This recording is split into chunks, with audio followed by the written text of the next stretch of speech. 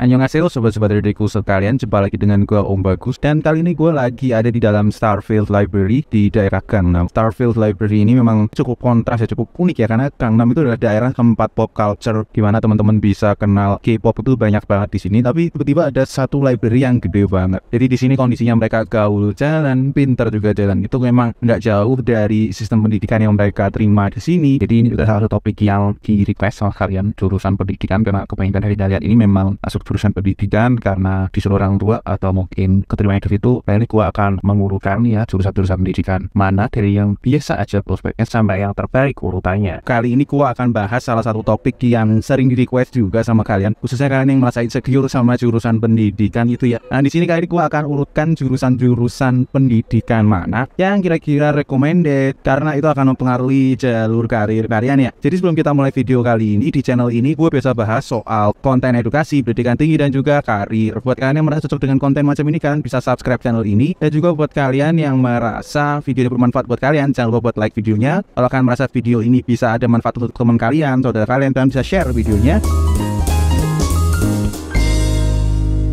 Evaluasinya bakal didasarkan seberapa mereka bisa beralih ke suatu pekerjaan yang cukup baik secara ekonomi, baik secara sosial, cukup membahagiakan. Jadi kalau nggak berpindah, tentu saja mereka semua sama ya, mereka akan menjadi guru ataupun administrator di sekolah. Kita mulai dari yang biasa aja sampai yang terbaik. Kita mulai dari bimbingan dan konseling. Jadi jurusan ini lulusannya itu berperan untuk memperbaiki kesejahteraan mental siswa dalam belajar. Tapi kenyataannya yang namanya jurusan bimbingan konseling itu nggak semata-mata jurusan ini sebagai sarjana pendidikan bisa langsung jadi guru BK. Mereka itu bisa aja dari jurusan lain, misalnya psikologi, terus mengambil sertifikasi bimbingan konseling. Bahkan yang namanya sarjana pendidikan dengan jurusan bimbingan konseling ini pun harus mengambil sertifikasi bimbingan konseling, kemana kebutuhan guru-guru BK ini pun nggak sebanyak itu, dan mereka bersaing sama orang psikologi. Selanjutnya adalah jurusan administrasi pendidikan, dimana ini termasuk jurusan yang sangat sulit untuk bergeser, karena memang dari nama jurusannya itu sudah nempel banget sama pekerjaan yang kedepannya akan dituju, yaitu menjadi administrator pendidikan, entah di sekolahan, perpustakaan, atau perguruan tinggi, sehingga lulusannya kemungkinan besar akan bersaing cukup ketat untuk mendapatkan pekerjaan sesuai jurusan mereka, di mana lulusannya versus kebutuhannya itu seringkali tidak imbang, karena yang namanya sekolah itu pasti sudah punya administrator, yang namanya sekolah itu sudah berdiri lama, lulusan dari jurusan ini itu muncul dari tahun ke tahun. Dan selanjutnya adalah pendidikan luar sekolah. Ini merupakan jurusan pendidikan yang spesifik, nggak seperti dua jurusan sebelumnya, cuman ini lingkupnya itu tidak di sekolah, jadi memang cukup sulit ketika kita ngomong pendidikan luar sekolah itu kerja di mana aja. Pasti teman-teman udah bertanya-tanya pendidikan luar sekolah itu apa. Ya intinya sih mereka itu bekerja pada setting yang nggak tradisional, nggak seperti di sekolahan. Misalnya itu di fasilitas khusus, misalnya les-lesan atau SMA paket C atau hal-hal yang tidak tradisional, tidak seumumnya lulusan pendidikan itu kerja di situ, karena memang biasanya pendidikan itu identik dengan sekolah, tapi mereka itu tidak mengajar di sekolah. Jadi memang persaingannya ketat, tempat bekerja yang sangat terbatas. Ini menjadi kurang recommended ya. So itu adalah pendidikan luar biasa, sedikit lebih better dari sebelumnya, cuman tetap aja ini cukup terbatas. Pendidikan luar biasa PLB kerjanya di sekolah luar biasa atau SLB, dimana SLB sendiri itu kan nggak banyak. Dan ini juga sama dengan pendidikan luar sekolah, dimana mereka itu banyak juga yang dari jurusan lain tiba-tiba kerja di sekolah luar biasa. Kan ini ada jurusan khusus yang emang karir pathnya itu kerja di sekolah luar biasa, yang sekolah luar biasanya nggak banyak, ini diambil sama jurusan lain ya. Hal-hal seperti itu membuat jurusan ini menjadi kurang terlalu oke. Selanjutnya kita ngomong PGSD dan PG PAUD. Jadi ini secara jurusan itu juga termasuk jurusan yang kurang spesifik, karena mereka levelnya kerja di pertama di SD atau di PAUD, dan mereka nggak punya pegangan. Mereka tuh mau kerja untuk ngajar mata pelajaran apa ya. Jadi memang posisinya lumayan better, karena SD dan PAUD itu kan di mana-mana ada dan mereka dibutuhkan. Biarpun begitu, tetap saja persaingannya kalah kalau dibandingkan dengan jurusan-jurusan pendidikan yang selanjutnya dari di sini. Selanjutnya adalah jurusan pendidikan agama. Ini merupakan jurusan spesifik pertama yang ada di list ini, dan ini memang jurusan yang bisa dibilang sebenarnya cukup kepake, cuman dengan kalah dengan persaingan yang ada, khususnya sama lulusan agama Islam yang mereka itu gelarnya SAG. Itu banyak sekali lulusan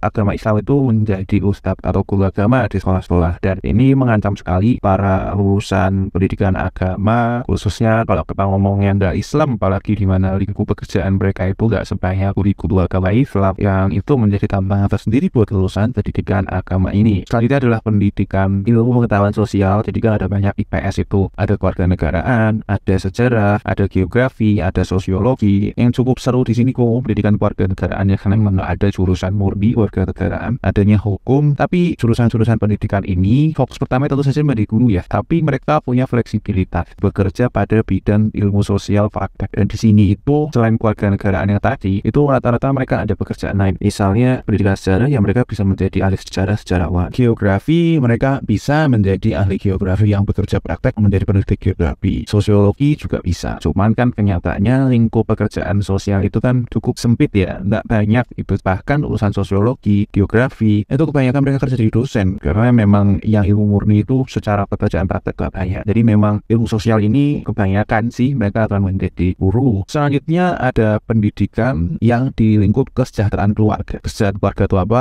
Itu ada pendidikan tata busana, pendidikan tata boga, ada pendidikan perhotelan. Jadi memang jurusan-jurusan ini itu menciptakan lulusan-lulusan untuk mendidik nanti lebih ke arah vokasi ya. Jadi nggak di SMA, tapi lebih ke SMK. Dan mereka ini selain bisa bekerja di sekolah vokasi itu, mereka juga bisa bekerja sesuai dengan bidangnya yang di luar pendidikannya. Misalnya tata boga, ya mereka bisa bekerja di restoran. Perhotelan, ya mereka bisa bekerja di hotel. Tata busana, mereka bisa bekerja di desainer baju. Permasalahannya dari jurusan ini itu mereka mungkin bisa diserap di industri, cuman kebutuhannya sendiri itu nggak besar, dan mungkin kalau mereka butuh, penghasilan mereka itu akan cukup di bawah itu dibandingkan dengan jurusan-jurusan yang selanjutnya akan kita bahas. Nggak ada masalah mereka nggak jadi guru, ya bisa kerja di tempat lain, tapi ya masalahnya kalau kerja di situ itu secara ekonomi itu kurang baik. Selanjutnya ada pendidikan seni, ada seni rupa, seni tari, seni musik. Jadi pendidikan seni ini itu mereka kemungkinan besar itu pun nggak ada di sekolah. Guru-gurunya pun itu sangat dicari. Kalau guru seni musik, guru seni tari, guru seni rupa, itu bahkan rata-rata yang sekolah itu nggak berpendidikan seni. Jadi memang pasar kerja di seni itu sangat kompetitif. Tapi orang pendidikan seni ini mereka bisa kerja jadi guru, bisa kerja di kesenian, karena memang kesenian selalu tidak butuh ijazah. Yang penting mereka itu punya keahlian untuk bisa membuat produk seni kan. Sehingga mereka bisa kerja di bidang-bidang kesenian seperti industri kreatif dan juga hiburan, misalnya musik gitu ya. Selanjutnya ada jurusan pendidikan jasmani dan kesehatan. Nah, ini jurusan olahraga seperti ini tuh umumnya sih target mereka ya kerja jadi guru olahraga. Kedepannya bahkan sekarang itu perhatian terhadap kebugaran, terhadap kesehatan jasmani itu semakin bagus, sehingga teman-teman itu akan melihat orang-orang menjadi lebih mawas terhadap berat badan, lebih sering lihat orang melakukan medical check up, dan terutama mereka juga lebih sering datang ke pusat kebugaran atau gym. Yang namanya personal trainer itu rata-rata mereka tidak punya background dalam bidang ini. Cuman kalau orang-orang dari pendidikan jasmani ini mereka pengen kerja di pusat kebugaran atau bahkan menjadi trainer dari atlet, itu ya bisa banget karena mereka punya background yang kuat di situ. Dan yang lebih penting lagi, secara jurusan vokasi yang ada, jurusan ilmu sarjana ini juga nggak ada. Jadi hanya di pendidikan ini. Selanjutnya ada pendidikan bahasa apa? Bahasa Inggris, bahasa Spanyol, bahasa Jerman, bahasa Cina. Ada banyak pendidikan bahasa. Kedepannya kita sebagai suatu negara yang sudah tergabung dalam komunitas global antar negara, kita dengan ASEAN, dengan blok barat Amerika, blok timur Soviet, saat mungkin kedepannya kita dengan mudah terbang ke negara lain dan warga negara lain bisa bekerja di tempat kita, sehingga pemahaman akan bahasa itu menjadi salah satu skill yang digunakan untuk orang bisa mencari kerja. Bahkan orang bisa bahasa ini itu bisa meningkatkan harga gaji itu sekian persen dibandingin tidak bisa bahasa ini. Sangat umum sekali, khususnya untuk pekerjaan yang mungkin nggak di Jakarta gitu ya. Misalnya di suatu daerah ada perusahaan Cina, dia butuh orang yang bisa bahasa Cina, itu bisa aja gajinya 50% lebih besar daripada orang dengan pekerjaan yang sama tapi tidak bisa bahasa Cina. Hal seperti itu tuh membuat keterampilan akan bahasa itu memang dibutuhkan. Biarpun ya itu nggak harus dengan sekolah, nggak harus dengan kuliah, tapi ilmu yang dapat dari jurusan ini, kalau teman-teman nggak pengen jadi guru, itu ya bisa diarahkan ke situ, dan itu memang ada nilai kualitasnya. Tentu saja itu sangat bergantung juga dengan bahasa apa yang dipelajari, jadi harus diriset lebih baik ya. Selanjutnya adalah jurusan teknologi pendidikan. Jadi jurusan ini mungkin dekat dengan jurusan teknologi informasi yang kedepannya memang semakin dibutuhkan ya, karena memang semakin terintegrasi lah teknologi itu dengan pendidikan, apalagi pasca COVID. Cuman tetap saja mereka itu bersaing tetap dengan lulusan karena IT, informatika, ilmu komputer, sistem informasi, sehingga persaingan pada posisi ini itu biarpun dibutuhkan tapi sangat ketat, sehingga teman-teman yang ada di jurusan ini pun sebenarnya bisa mengambil porsi dari informatika, karena memang bekerja di informatika, komputer itu tidak membutuhkan ijazah, yang penting membutuhkan keahlian tertentu atau keahlian spesifik, misalnya OD. Selanjutnya kita bicara pendidikan ekonomi dan bisnis, misalnya jurusan pendidikan akuntansi, pendidikan ekonomi, pendidikan manajemen bisnis, sampai pendidikan administrasi perkantoran. Jadi memang jurusan ini ada lingkup ekonomi, itu pasti ilmunya itu sangat praktis untuk bisa digunakan ke perusahaan, karena perusahaan sendiri adalah institusi ekonomi. Sehingga kalau teman-teman nggak pengen jadi guru, ya teman-teman bisa aja kerja sesuai dengan jurusan yang teman-teman ambil. Misalnya administrasi perkantoran, teman-teman bisa kerja jadi sekretaris, nggak harus ngajar orang untuk menjadi sekretaris. Pendidikan akuntansi, bakal bisa jadi akuntan. Pendidikan ekonomi, jadi ekonom bisa jadi perbankan. Itu hal yang sangat bisa banget, nggak ada larangan, karena selain akuntansi, pekerjaan ekonomi itu tidak terikat sama suatu jurusan formal ya. Jadi peluangnya cukup luas. Selanjutnya adalah jurusan pendidikan sains dan matematika ya, atau WIPA. Jurusannya apa aja ya? Matematika, fisika, kimia, biologi. Jadi jurusan-jurusan ini itu jurusan yang menurut gue sih better ketimbang ilmu murni ya. Karena teman-teman di sini agak jarang ya jurusan ilmu murni itu dibutuhkan di suatu kantor. Sehingga ketika orang dengan pendidikan yang terkait ilmu murni itu dia bisa dua kaki, bisa terjadi ilmu murninya, bisa terjadi pendidikannya. Sehingga ketika teman-teman di sini berpikir dua kali, nggak pengen jadi guru, ya teman-teman bisa aja pengen kerja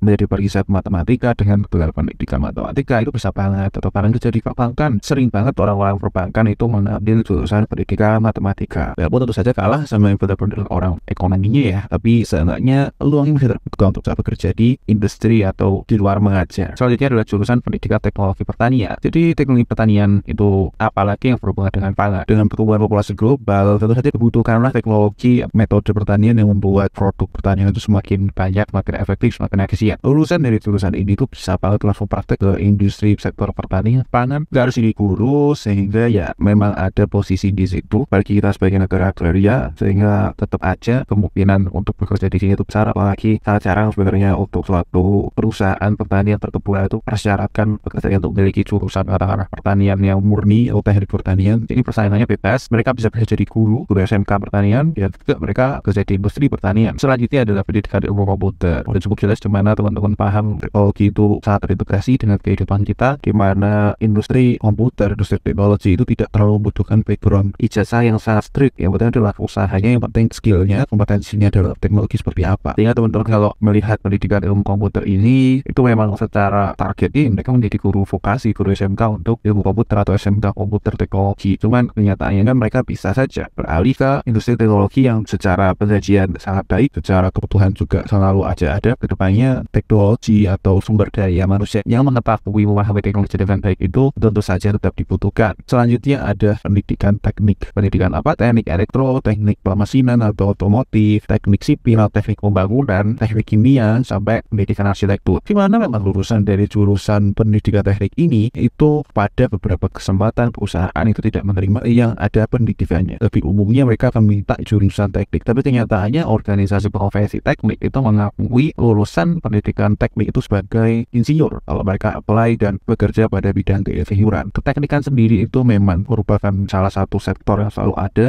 Orang itu tidak bisa lepas dengan teknologi fisik, biarpun teknologi yang dalam genggaman atau software itu memang selalu ada di tangan kita, tapi yang fisik, misalnya otomotif, misalnya bangunan, itu tetap saja dibutuhkan. Disinilah lapangan kerja mereka yang terbesar, dan sangat mungkin untuk mereka di luar mengajar di SMK teknik itu untuk kerja langsung di industri, teknik konstruksi, infrastruktur, manufaktur, itu mereka bisa banget tergantung dari bidang keteknikan mereka. Oke, kurang lebih itu list dari gua. Urutannya kurang lebih itu. Kalau ada kalian protes atau ada pertanyaan, silahkan tanya aja kolom komentar. Buat kalian yang merasa video ini bermanfaat, bisa like videonya. Buat kalian yang merasa video ini bisa buat teman kalian berguna, bisa share video ini. Jangan lupa subscribe channel ini. Buat kalian yang merasa video ini nggak berguna, buat kalian yang merasa video ini nggak berbobot, pengen dislike-nya, dislike aja, gua nggak masalah. Dan see you in the next video. Bye bye.